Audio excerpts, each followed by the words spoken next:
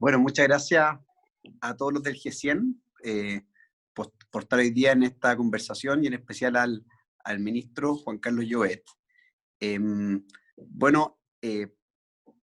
una muy buena introducción del ministro al inicio. A mí me gustaría destacar tres grandes tareas en las cuales está el ministro actualmente, que podrían ser algunos de los ejes que nos puedan guiar en la conversación. La primera es el tema del cambio climático y la carbono neutralidad. En el Ministerio de Energía tienen un gran desafío ahí porque prácticamente un 80% de las emisiones vienen del sector energético. El segundo eje que lo hemos visto trabajando también en el tema social y cómo el sector de energía se convierte en una solución a los temas sociales. Hay dos grandes temas que hemos visto bien innovadores y atractivos. Uno es la solución para las leñas y la pueden sustituir por otras soluciones de energía, y también el cierre de las centrales de carbón, porque son muy importantes el cierre de estas centrales porque hay muchas comunidades que sufren de la contaminación por estas centrales. Y el tercero, el tema del hidrógeno verde, que nos va a comentar algo hoy día. Bueno, y más allá de estos tres ejes del ministro, creo que es siempre importante mantener el sueño del país, seguir pensando en el futuro. Son momentos difíciles los que vive nuestro país hoy por la discusión política que impera, y a lo mejor Juan Carlos nos puede contar al final de la presentación algo en eso, pero creo que tener gente joven, con energía y capaz que esté involucrada en el sector público es un tema que siempre nos ha preocupado en el G100, y acá tenemos un ministro como otros que hemos escuchado, que está dando mucho tiempo al servicio público, y así que encantado de tenerte acá, Juan Carlos, y poder compartir con nuestros amigos del G100. Muchas gracias. Gracias, Diego. Gracias, Bernardita, a los dos por la introducción. Energía tengo, más vale con esta ministra de Energía. Sin energía tenemos un problema. Lo de joven ya va quedando menos, además en esta pega uno tiene depreciación acelerada, así que, pero el resto de las descripciones yo creo que fueron certeras. Muchas gracias por la invitación, un honor poder participar de esta conversación. Lo que yo pensaba hacer hoy día, si les parece, voy a compartir una presentación que tenemos sobre hidrógeno. Y hacia el final podemos tomar preguntas y tratar otros temas, ¿no? Y a lo largo de esta presentación voy a ir tocando algunos de los otros temas que mencionó Diego. Quizás como introducción, decirles que este es un tema que a mí me entusiasma mucho porque nos permite pensar en largo plazo. Pero evidentemente una parte muy importante de los esfuerzos que hacemos todos los días en el Ministerio, igual que en el resto del gobierno, están enfocados en tratar de ayudar a que el país salga bien de la contingencia en la que estamos. Estamos en un momento, probablemente el momento más difícil de los últimos 30 años o 40 años. Podemos hablar de eso hacia el final. Y estamos haciendo muchas cosas para ayudar a superar esa crisis, ¿no? Pero creemos que es importante tratar de mantener la mirada en el largo plazo, porque las crisis pasan y los países al final del día se construyen con los proyectos de largo plazo que convocan gente que son capaces de aglutinar actores que piensan distintos detrás de una tarea común, y un poco en ese espíritu que hemos empujado esta agenda. Para ir a la presentación, esta lámina, lo que ustedes ven ahí en esa imagen, es el despegue de un cohete espacial, ¿ya? Y tiene como quiere mostrar como dos símbolos. Uno es los cohetes espaciales, en su mayoría en el pasado usaban el hidrógeno como combustible, ¿ah? Es el primer guiño de esta lámina. Y el segundo, de hecho el Apolo 11 cuando llegó a la Luna, el combustible que usó fue hidrógeno. Y el segundo guiño que tiene esta lámina es que apuntemos arriba, ¿no? Que con esta estrategia y con esta conversación lo que queremos es tratar de mirar arriba, mirar lejos, mirar el largo plazo, y también tratar de infundirle a la discusión pública, aunque sea con un tema quizás que está acotado a cierto espacio, pero tratar de infundirle cierto optimismo que a veces cuesta que impere en el contexto en el que estamos. Esta es una presentación que yo debería ser capaz de hacer en unos 20 minutos y después podemos abrir la conversación.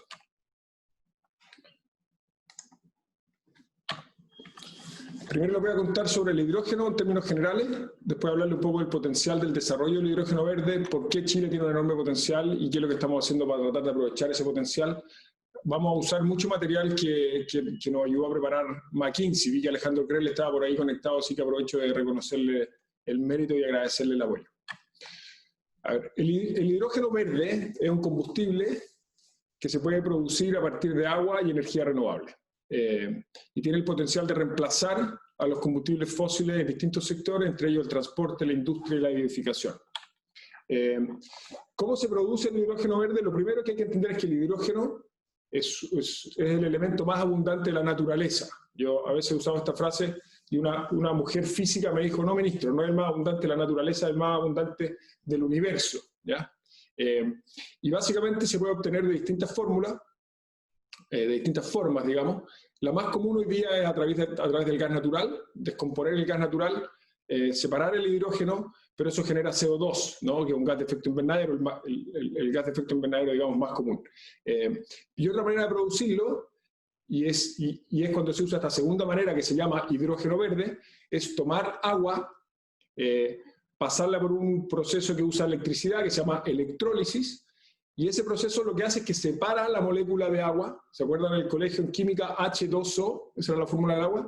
La electricidad separa la molécula de agua y deja a un lado el oxígeno y al otro lado el hidrógeno.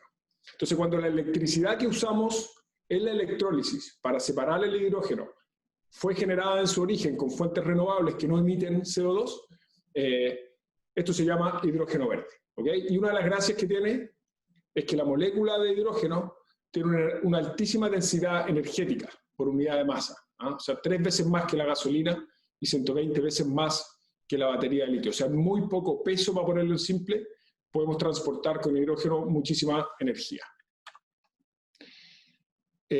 Para producir hidrógeno se necesita relativamente poca agua. Esta es una pregunta que siempre nos hacen, dicen, bueno, tenemos mucha sequía, problemas de escasez de agua. Se necesita poca agua relativamente para producir hidrógeno. De hecho, los cálculos que nosotros tenemos es que con menos del 1% del agua que hoy día ya usa la minería chilena, podría producir el hidrógeno verde necesario para reemplazar todo su consumo de diésel. Los camiones mineros usan al día más de 2.000 litros de diésel, cada camión. Y con menos del 1% del agua podríamos reemplazar todo ese diésel. Segundo, cuando se usa como combustible, o cuando se usa como vector energético, digamos, el hidrógeno verde solo emite vapor de agua, ¿no es cierto? Entonces, cuando se produce con energía renovable, que es hidrógeno verde, no produce emisiones en ninguna etapa del proceso, ¿no es cierto? Y eso hace que sea un combustible cero emisiones. Lo otro es que el costo de producir hidrógeno verde depende principalmente de la energía, ¿no es cierto? En este caso, de la energía renovable. Entre un 50 y un 80% depende del costo de ese suministro eléctrico. Lo otro es que, como decía al principio, tiene mayor densidad energética que las baterías de litio. Alguna gente pregunta, ¿qué es mejor, el hidrógeno verde o las baterías, ¿no? Y la respuesta correcta a eso es que depende de la aplicación, son más bien complementarios.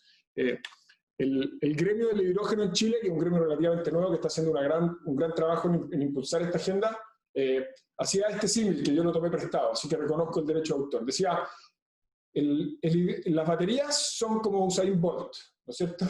Son más pesadas, pueden generar mucha potencia y funcionan bien en distancias cortas, ¿no es cierto? El hidrógeno más bien es como Kipchoge. Diego, que es maratonista, conoce bien a Kipchoge. Es mucho más liviano, puede correr distancias mucho más largas y no necesariamente corre tan rápido, ¿no? Entonces son complementarios y se pueden usar en distintas aplicaciones. Otra pregunta es que puede ser peligroso el hidrógeno verde, o el hidrógeno en general. Y la tecnología ha avanzado de manera tal que hoy día el uso del hidrógeno, ahí ustedes ven una foto de un auto, es un auto eléctrico yo creo, pero hay autos a hidrógeno hoy día que son tan seguros de usar como autos que usan otros combustibles. Entonces la seguridad tampoco es un problema. Las estimaciones, hay distintas estimaciones, pero una estimación que hizo el Hydrogen Council, yo creo que es la fuente de esto, estima que van a haber inversiones en el mercado del hidrógeno verde en los próximos 10 años, equivalente a 500.000 millones de dólares en el mundo, en la industria del hidrógeno, ¿verdad? O sea, es gigantesco, ¿de acuerdo?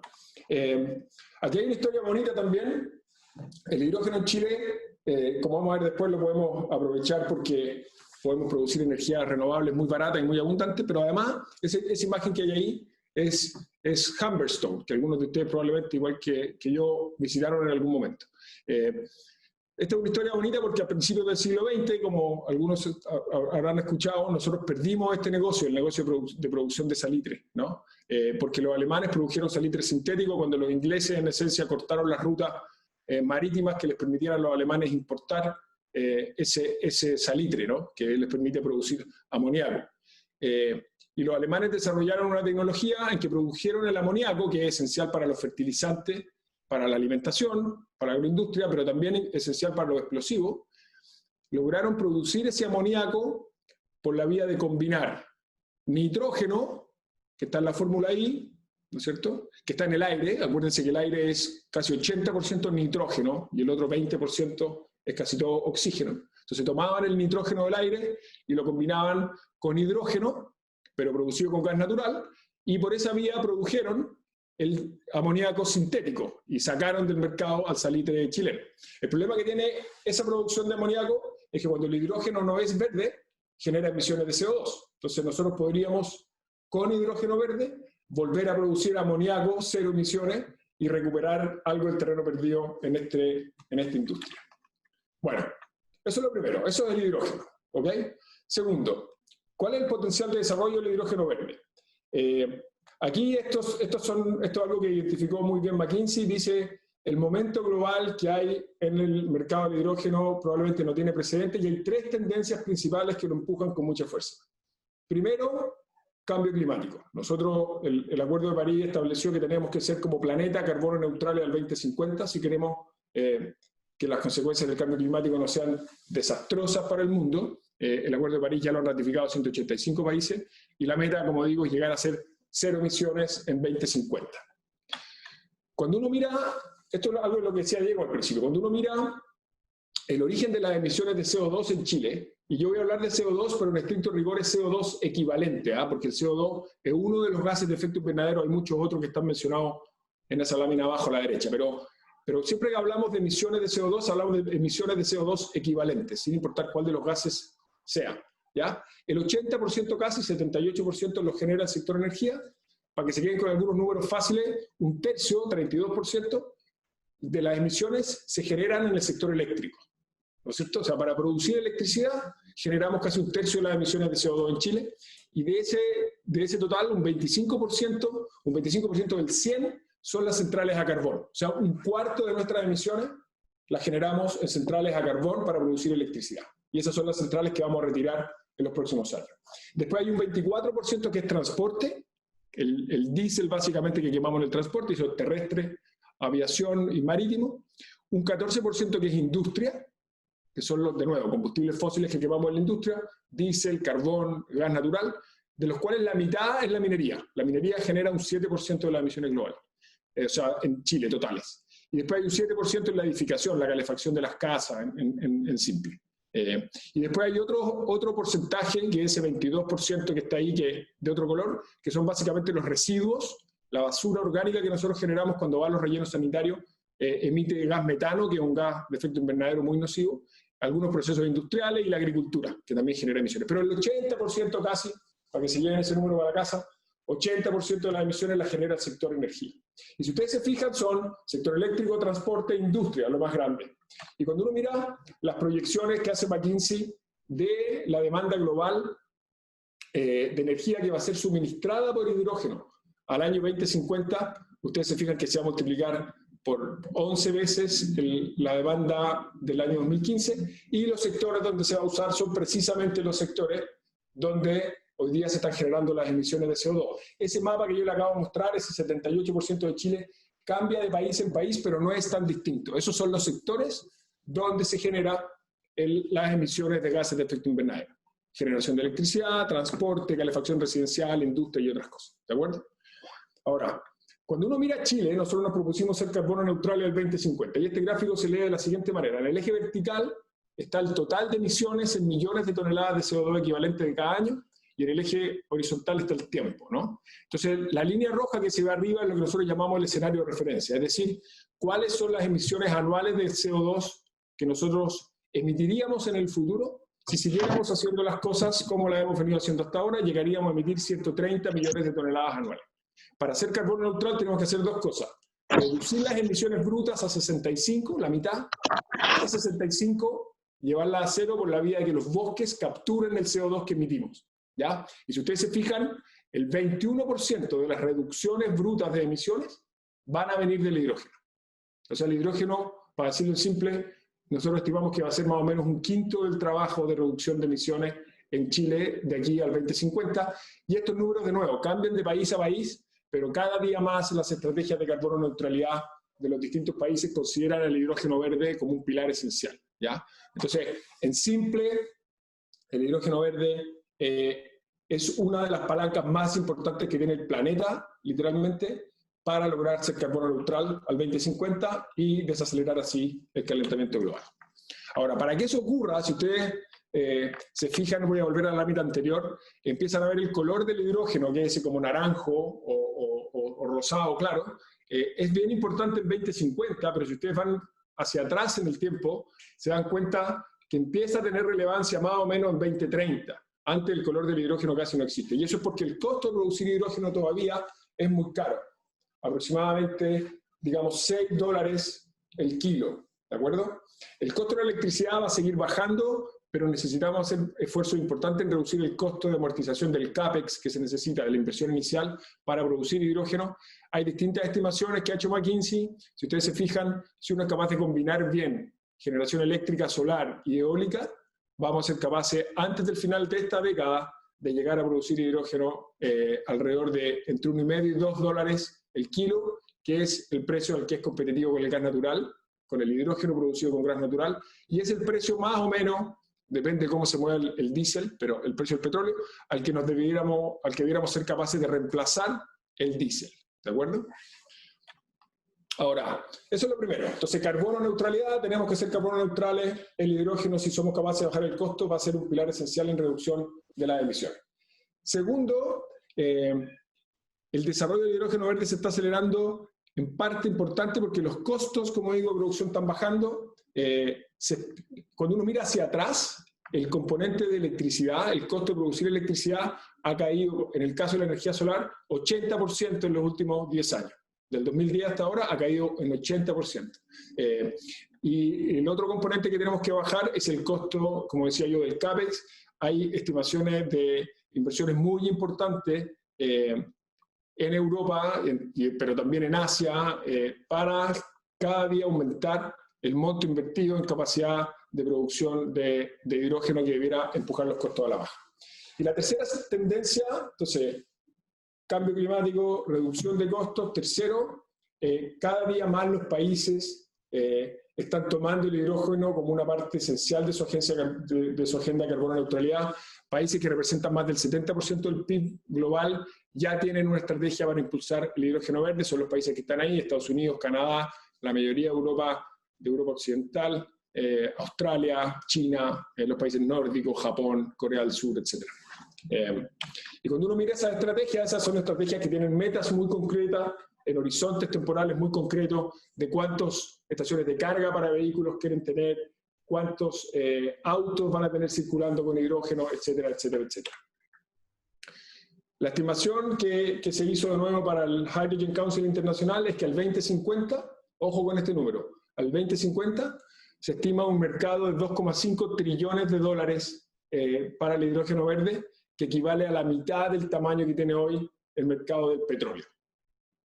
¿Ok? O sea, el 50% del mercado del petróleo, o sea, gigantesco. Y esa estimación dice que debiera generar casi un 20%, un 18% de la demanda total de energía global, crear 30 millones de empleo y tener un efecto gigantesco en reducción de emisiones. Incluso si esta estimación fuera la mitad, los números serían gigantescos. Ahora, ¿por qué Chile está en una posición privilegiada para aprovechar esta oportunidad? Primero, nosotros tenemos un potencial de generación de energía renovable único en el mundo. Este mapa, que es un mapa de la Agencia Internacional de Energía del año pasado, pinta de distintos colores las distintas regiones. Entre más oscuro el azul, más barato el costo estimado de producción de hidrógeno. Si ustedes se fijan, Chile tiene color oscuro en el norte por la radiación solar, tenemos la mejor radiación solar del mundo en el desierto de Atacama, y también tenemos muy buen viento en la Patagonia. Si ustedes se fijan abajo, también hay color azul muy, muy oscuro. Somos de los países que estamos mejor posicionados para producir hidrógeno barato, porque tenemos posibilidad de producir electricidad con renovables muy, muy baratas. Nosotros, además de poder producir muy barato, podemos producir mucha electricidad con fuentes renovables. De hecho, el año pasado ya un 44% de nuestra electricidad la produjimos con energía renovable. La estimación es que en 2030 va a ser un 70%. Y si desarrolláramos todo nuestro potencial renovable, podemos producir 70 veces la electricidad que necesitamos hoy día en Chile. Entonces, además, necesitamos encontrar maneras de aprovechar este potencial y exportarlo al mundo, y el hidrógeno aparece como una opción obvia para hacer eso. Tenemos hoy día más de 22.000 millones de dólares en proyectos en distintas etapas de desarrollo de energía renovable, la mayoría solar y eólica, algunos en construcción, casi la mitad, otros ya con aprobación ambiental que están en proceso de partir. Cuando uno mira la historia de nuestra matriz, nosotros, voy a ir más rápido aquí para no perder tiempo, pero nosotros teníamos históricamente una matriz básicamente hidroeléctrica. Tuvimos sequías bien importantes a fines de los 80 y de los 90, empezó a entrar con fuerza el carbón, que es el color azul más oscuro que se ve ahí. Después empezamos a traer mucho gas argentino, ¿se acuerdan? En los 2000, que es el color rojo, hasta el 2004, 2007, que los argentinos nos cortaron el gas. La demanda, que es el total de la suma de todos los colores, ¿no es así? La demanda siguió creciendo por el crecimiento económico. Cuando nos cortaron el gas tuvimos que suplir eso con petróleo, que es ese color gris, un poco más claro que hay ahí. Y tuvimos que empezar a desarrollar más y más carbón para poder suplir el crecimiento de la demanda, porque la hidroelectricidad se estancó, en parte por la dificultad para desarrollar proyectos hidroeléctricos y en parte por la sequía. Empezamos a traer también un poco más de gas cuando construimos los terminales, y abajo a la derecha ustedes ven que se ve cómo empiezan a entrar con fuerza las renovables en los últimos años. Y esa historia, cuando uno la proyecta hacia adelante, al 2050, se da cuenta cómo el carbón, que es azul oscuro, desaparece completamente en los próximos 20 años. Al 2040 no tenemos carbón, la hidroelectricidad se mantiene más o menos plana, el gas sigue jugando un rol arriba, está ese rojo oscuro, pero empiezan a entrar abajo con mucha fuerza la energía eólica y la energía solar. Casi el 95% de nuestra matriz va a ser renovable el año 2050. ¿De acuerdo?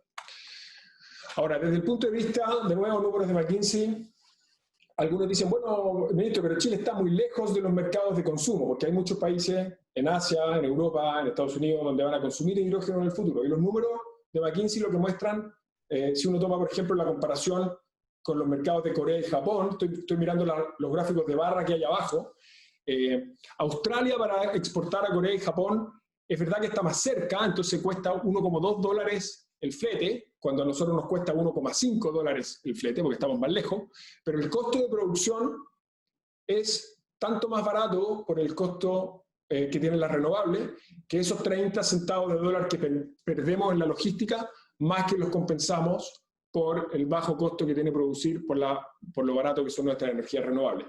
Y esos números no son tan distintos, o esa ventaja relativa que tenemos en la producción de electricidad, también aplica cuando producimos en el sur, en la Patagonia con viento, y podemos exportar a Europa por el Atlántico. ¿Bien? Entonces, estamos más lejos, pero podemos producir electricidad tan barata que más que compensamos esa desventaja de localización.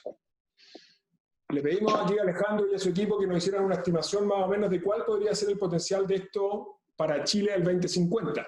Y con cierto supuesto de participación de mercado. Unas cositas que voy a dejar por acá en la cocina. Pero a alguien parece que se le quedó abierto el micrófono, tengo la impresión. Les decía que... Una duda. Les decía que esa estimación que hizo McKinsey dice que si nosotros capturamos esas participaciones de mercado que hay ahí, en Japón, Corea del Sur y China, nosotros podríamos producir 25 millones de toneladas de hidrógeno verde al año en 2050 y estar exportando 30.000 millones de dólares en hidrógeno verde, que equivale... Hoy día exportamos 30.000 millones de dólares al año en cobre, que es como un 10% del producto más o menos y 50% de las exportaciones. O sea, este es un mercado que en los próximos 30 años, con ciertos supuestos, podría ser tan importante como hoy día el cobre. Y estaríamos nosotros generando un 5% de la demanda global de hidrógeno y un 1% de la demanda global de energía. El 1% es muy poquito, pero acuérdense que hoy día toda la energía que nosotros consumimos, casi toda, la importamos, ¿no es cierto?, por combustibles fósiles. Y ese número lo que nos permitiría es generar polos de desarrollo para el país descentralizado, porque esto hay que hacerlo donde están las energías renovables, que están, como decía antes, repartidas en distintas zonas del país. Nos permitiría diversificar nuestra economía, que está, como ustedes saben, concentrada en pocas industrias todavía. Esto sería una industria adicional importante. Nos permitiría, obviamente, crear empleo. Y esta lámina dice diferenciar la minería, pero yo creo que en estricto rigor nos podría permitir diferenciar varias industrias. La minería, por ejemplo, cada día más los compradores de cobre, los inversionistas que compran los bonos de las compañías mineras o que compran acciones, cada día más miran la huella de carbono de la producción minera. La minería ha hecho un gran trabajo limpiando su suministro eléctrico, dejando el carbón gradualmente atrás y suministrándose con renovables, pero tiene, como decía al principio, todavía un enorme desafío de reemplazar el diésel en sus camiones. Y el hidrógeno puede jugar un gran rol ahí para bajar la huella de carbono de la minería y ayudarla a diferenciarse en los mercados internacionales. También puede ayudarnos mucho en transporte naviero. Chile, una cosa es que limpie la huella de carbono en sus exportaciones al producirlas en Chile, pero si la huella de carbono del flete marítimo para llegar a los mercados de destino sigue siendo muy alta, tenemos un problema. Entonces también el hidrógeno puede tener un rol importante en transporte marítimo para ayudarnos a nosotros que somos un país que estamos en general lejos de los mercados de destino, y también puede tener efectos en otras industrias como la celulosa y el papel, la agroindustria, etc. Ahora, para que esto ocurra, tenemos que armar un puzzle de muchas piezas. Voy a ir más rápido aquí, pero necesitamos off-takers. El off-taker natural primero en Chile son los propios mineros, pero necesitamos convencer de inversionistas, traer ingeniería y tecnología. Esto de nuevo es de McKinsey, un puzzle en el que estamos trabajando y generar condiciones regulatorias positivas y estables en el largo plazo. Y lo que estamos haciendo para desarrollar esto, estamos básicamente desarrollando la regulación. Ya contratamos hace varios meses estudios para identificar las brechas regulatorias que tenemos con los países que tienen los mejores estándares internacionales. Estamos empezando a cerrar esas brechas, desarrollando la regulación, que esperamos tener un avance muy importante hacia el segundo semestre. Estamos ayudando a fomentar proyectos pilotos. Hay más de 20 compañías en Chile que están haciendo proyectos pilotos en hidrógeno en distintas etapas de desarrollo. Estamos estableciendo redes de cooperación internacional con distintos países del mundo, países que están produciendo hidrógeno también o tratando de producir, países que van a ser compradores en el futuro, generando también acceso a fondos para distintas etapas de desarrollo de proyectos. Estamos desarrollando una estrategia nacional de hidrógeno verde que va a poner metas muy específicas al 2025, metas también al 2030 y al 2050. Convocamos un comité asesor para esto en que se sumó el expresidente Lago. El expresidente Lago, a pesar de que es de una generación mayor, yo creo que es de los políticos que es más joven en su manera de pensar, está mirando todavía temas de futuro y anticipando los temas. Y él el año pasado, de hecho, me llamó para hablar de hidrógeno verde. Estuvo con nosotros en la COP en Madrid en un panel de hidrógeno verde, está muy entusiasmado y ayudándonos con esto. Y ahí están el resto de los miembros del panel. No los voy a leer, los pueden ver ustedes, pero un panel muy transversal, gente de distintos sectores políticos, distintas formaciones profesionales, que nos está ayudando mucho a empujar esta agenda y que cumple el propósito no solamente de enriquecer la discusión, sino que también ayudarnos a que esta sea una política que trascienda este gobierno, que tenga una mirada a largo plazo y que los esfuerzos se sostengan cuando nosotros ya no estemos aquí. Estamos trabajando con empresas, la academia y expertos de distintos sectores, generando espacios de participación ciudadana para que esto sea un proyecto que convoque mucha gente. Ahí están los pilares de la estrategia, me los voy a saltar en honor al tiempo y dejar la presentación hasta acá. De nuevo con la lámina inicial de esta invitación a ser ambiciosos. Yo sé que los que están aquí, los que son parte de este grupo, son emprendedores, empresarios, y ese optimismo que ustedes le han infundido a los esfuerzos que han hecho y que este grupo tiene, yo creo que es una de las cosas que tenemos que tratar de imprimirle a nuestro país, que a veces uno siente que prima un clima negativo y de polarización, y creo que estas pequeñas cosas nos permiten empezar en el largo plazo y convocar actores detrás de un proyecto que nos convoque a todos. Así que gracias por la invitación, y ahora abro no sé, Diego, a preguntas o comentarios. Sí. ¿Cómo hacemos ahora para las preguntas, Berni? ¿Tú las vas dando la palabra? Sí, o ¿qué preferís? ¿Vamos dando la palabra o por el chat? Que por el chat, pero que hablen, prefiero que Ya. hablen Pero directamente. parte Andan con la tú la palabra. primera pregunta y de ahí vamos yo ir dando las otras palabras. ¿Te parece? Sí, no, la primera pregunta, Juan Carlos, es que dado que viene un debate constitucional bien profundo, este tema de la energía renovable y convertir en un país carbono neutral hacia adelante, y también empalma ahí el tema de hidrógeno verde, ¿cierto? ¿Qué espacio tú le ves para que quede consagrada la Constitución, para que después toda la legislación que se estructure hacia abajo apunte en esa dirección? Bueno, yo creo que el debate constitucional va a ser, bueno, obviamente clave en los meses que vienen, pero mi impresión es que estos son temas que no debieran quedar escritos en una constitución, ¿no? Hay gente que cree que las constituciones debieran tener escrito el detalle de todos los derechos y las maneras de hacer las cosas en los distintos sectores. Yo creo que es una cosa que tiene que dar más bien para ser regulado en el debate democrático en cada momento, ¿no? Yo no veo que en tema de energía haya muchas cosas que poner en la Constitución. Ahora, si esa discusión se diera en el contexto constitucional, yo sí tengo la impresión que este es un sector en el que tenemos un consenso muy amplio.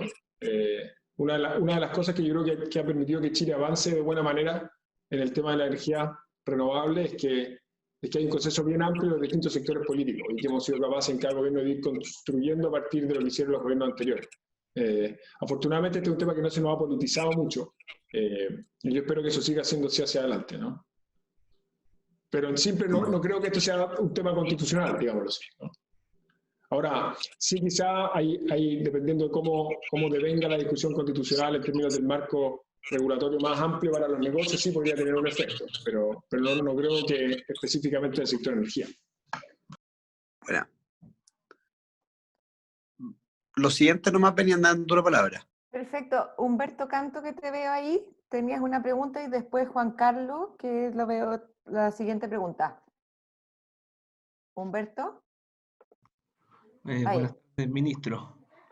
Una consulta respecto al... bueno, la ventaja competitiva entonces nuestra es el desierto y los vientos para producir hidrógeno verde. Sí, nuestra principal ventaja es la posibilidad de producir energía renovable, o sea, electricidad con energía renovable a muy bajo costo. Yo diría que esa es como la ventaja más importante que tenemos. Tenemos un marco regulatorio razonablemente estable, tenemos un sector eléctrico con una regulación moderna y que funciona bien, o sea, un sector eléctrico maduro. Hay otras cosas, pero yo diría que el potencial renovable que tenemos para producir electricidad es la ventaja principal que tenemos. Y respecto a la inversión que tiene el plan de inversiones de los 34.000 millones de dólares, ¿está contemplado invertir en hidrógeno verde? 34.000 millones de dólares, perdón, Humberto.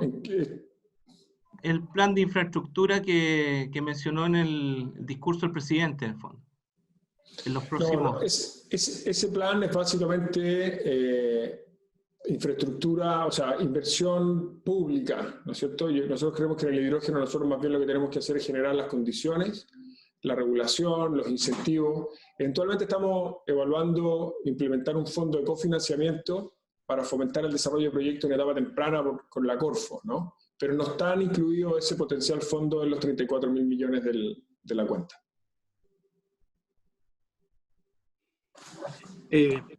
Ministro, yo preguntaba si esto implica cambiar nuestra matriz energética y si los que hoy día están en energías renovables como eólica o solar tienen una ventaja y van a poder estar en los dos negocios. Sí, nosotros de los proyectos que estamos, o sea, hay varios proyectos en desarrollo. Mi impresión es que es muy probable que los proyectos de escala más grande construyan capacidad de generación eléctrica dedicada para los proyectos de hidrógeno. Entonces, por ejemplo, hay un proyecto en desarrollo de dos compañías alemanas, con una compañía, bueno, usted sabe, son Siemens, Enel, también una compañía alemana de fabricación de autos que va a comprar un combustible sintético producido a partir de hidrógeno. en la Patagonia, por ejemplo, que es un proyecto bien grande, y ellos están construyendo capacidad de generación eólica que va a estar dedicada a producir electricidad para la producción del hidrógeno. Pero claro, las compañías van a poder libremente desarrollar proyectos de hidrógeno y seguir jugando un rol en el mercado eléctrico, ¿no? Ya. Carlos Brown ahora quiere hacer una pregunta. Hola, ministro. Bueno, entendiendo el potencial existente, la caída de los precios en el petróleo, el ingreso de NAP en la generación de energías renovables no convencionales, por ejemplo, con la central de aerogeneradores que tienen acá en Cabo Negro, junto con Pequet Energy, ¿han analizado la posibilidad de hacer una planta piloto que permita quizás desarrollar tecnología en forma local o potenciar el desarrollo de esa tecnología acá mismo? Tenemos todas las condiciones para hacerlo y efectivamente hoy día se dan todas las condiciones por lo que comentas, que se está instalando, hay una planta que se está licitando en este momento por Siemens y efectivamente hay una automotora que se está instalando en la Patagonia. Entonces, se están dando todas las condiciones y me llama la atención un poco que teniendo las condiciones y teniendo ya los aerogeneradores en operación o próximos a estar en operación, inyectando a la red, no exista un interés mayor en desarrollar esta tecnología. Esa es la pregunta, en resumidas cuentas.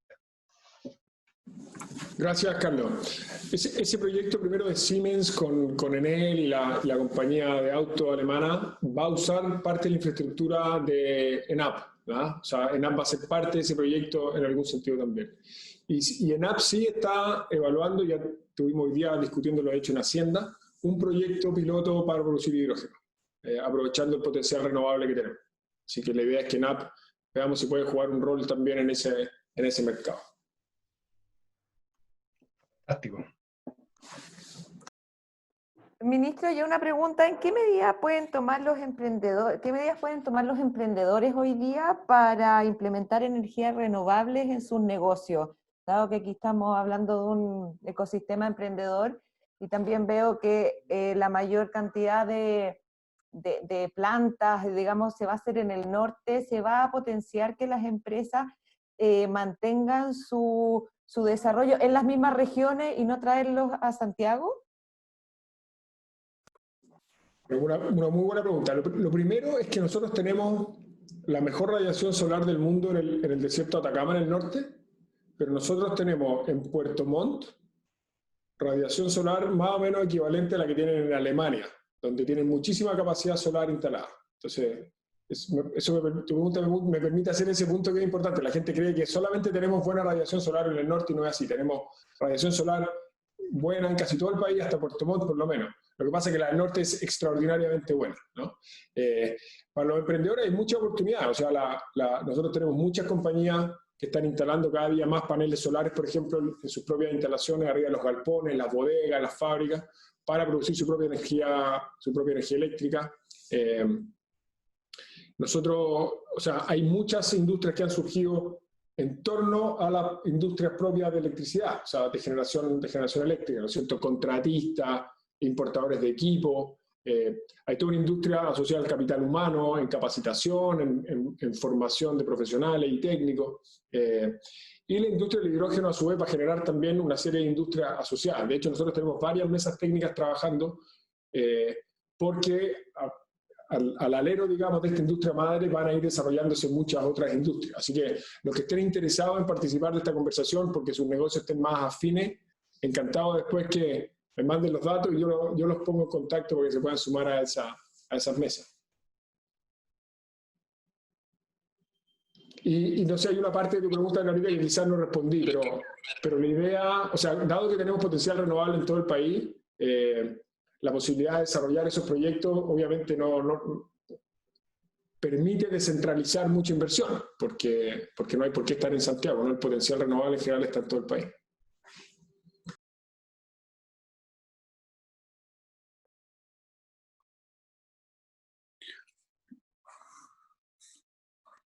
Perdón, Oye, parece bueno, que Algo más dijiste, Bernardita, pero estaba ahí, parece que estabas muteado. Sí, me muteé. No, que podríamos, que Diego le iba a pasar el pase a Diego para aceptar esta oferta que nos acabas de hacer de conectar a los emprendedores con este nuevo proyecto.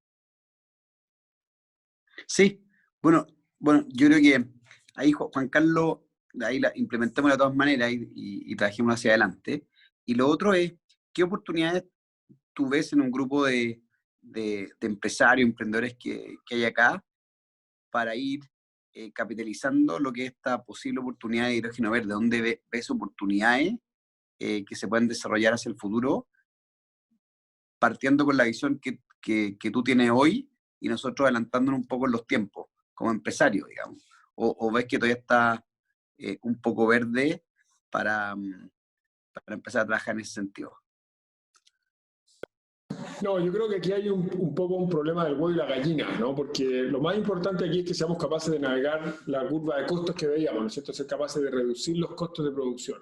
Y para que eso ocurra hay que tratar de hacer, creo yo, lo que están tratando de hacer, por ejemplo, en el sur del proyecto que hemos hablado, que es juntar a las distintas piezas del puzzle, ¿no es cierto? Entonces yo creo que hay un espacio enorme para alguien que quiera entrar en una industria así por la vía de juntar a un off-taker, o sea, alguien que tenga la necesidad de comprar el hidrógeno en el largo plazo, con un productor de electricidad, con una compañía probablemente internacional que pueda traer la tecnología para producir el hidrógeno, buscar a los financistas, ¿no es cierto? O sea, aquí yo creo que hay un enorme espacio para alguien que pueda juntar las piezas de ese puzzle. Yo creo que las piezas del puzzle están, pero lo que se necesita es juntarlas y desarrollar un proyecto juntando las piezas del puzzle, ¿no? Y hay un problema de coordinación, digamos, que yo creo que es importante resolver para que esto escale.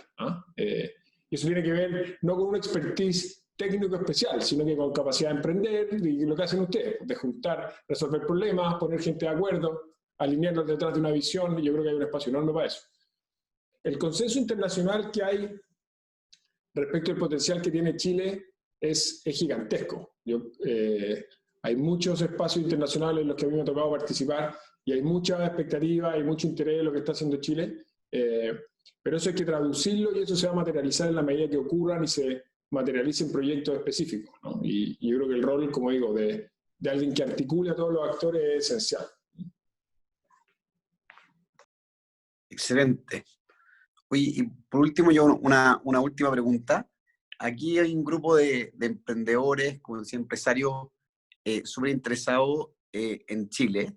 Discutimos bastante en nuestro chat general y otro chat de políticas públicas de cómo podemos aportar, dado los difíciles momentos que está pasando Chile actualmente en la discusión. Así, bien breve, pero para un grupo de empresarios que tú, ¿cómo o qué ideas nos podrías dar de cómo activarse para ser constructivos en estos tiempos que vienen? Y poder aportar realmente. Realmente uno se queda bastante en lo que son las columnas, chat de opinión, discusiones, o temas de acción social que también ejercemos, una que otra política pública que uno propone y hace llegar a los ministerios, pero ¿cómo ves tú algo un poquito más profundo, dado los tiempos que vienen? Si tienen alguna idea para lanzarnos nosotros. Sí, creo que es una mega pregunta esa, ¿no? Difícil. Lo primero que es difícil contestar, porque me imagino que hay una diversidad enorme de industrias detrás de cada uno de los empresarios y emprendedores que hay acá. Yo sí veo un par de cosas que pienso cuando te escucho. Lo primero, a mí que me toca mucho estar en el Congreso, discutir con distintos actores políticos, sociales, hay una tendencia, yo diría, creciente, y yo encuentro que es muy peligrosa en ciertos actores políticos de denostar a la empresa privada constantemente. De tratar de pintar a todas las empresas privadas como los malos de la película, como los que abusan, los que se aprovechan de sus clientes, etcétera, etcétera.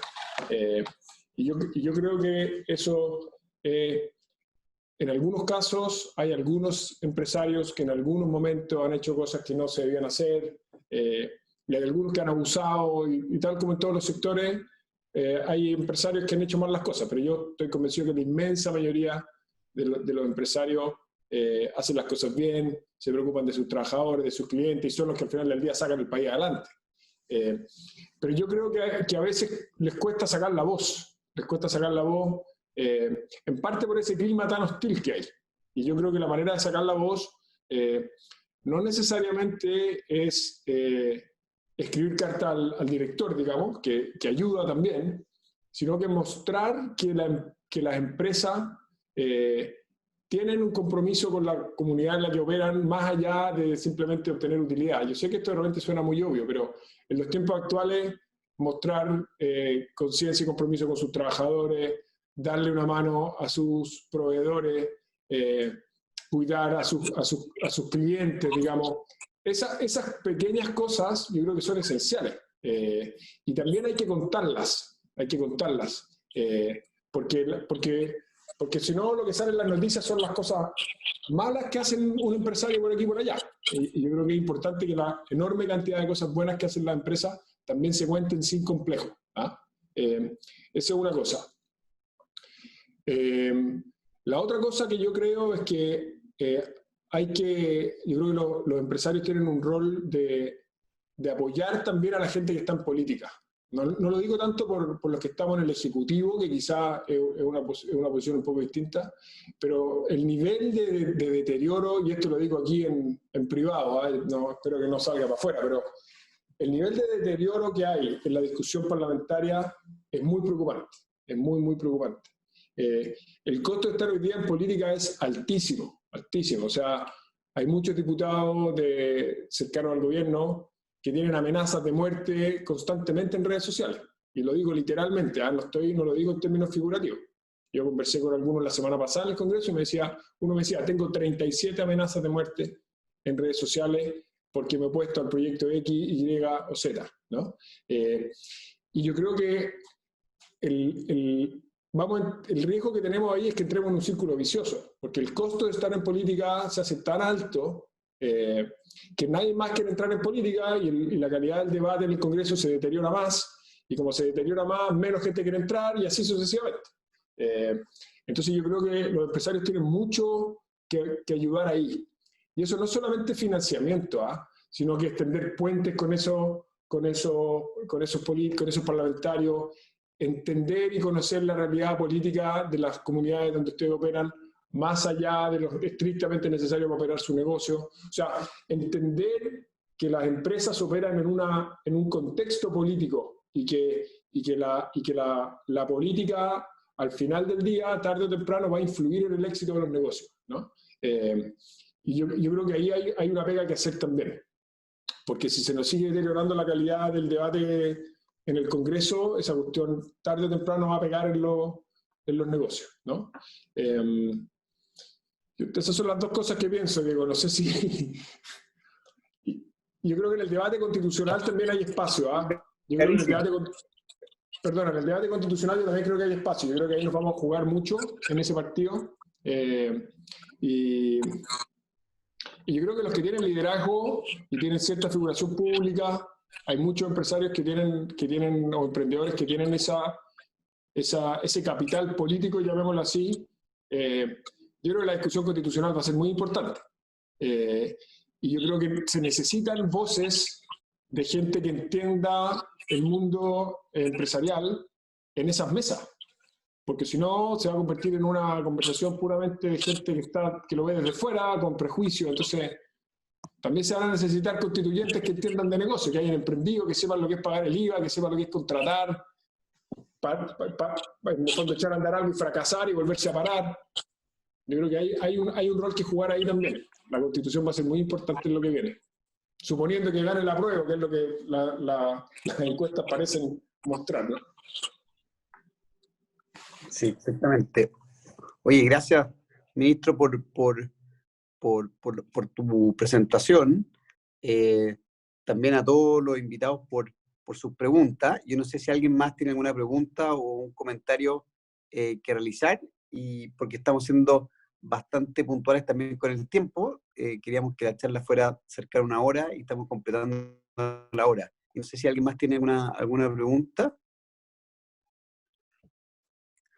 Bueno, muchas gracias a todos. Gracias, ministro. Ha sido muy interesante la presentación. Ánimo y mucha energía en el tiempo que queda.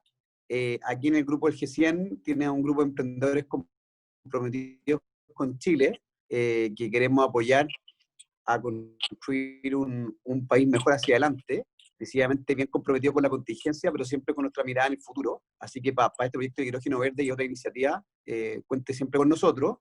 Y así que eso, muchas gracias por tu tiempo y la presentación. No, muchas gracias a ustedes por la invitación y sigan emprendiendo, creando empleo, resolviendo problemas, que es lo que este país necesita. Gracias. Chao, muchas gracias. Gracias por la invitación. Chao. Muchas gracias, ministro. Muchas Chao, gracias Diego. a todos. Chao, Gracias. Anelita. Gracias, no, gracias.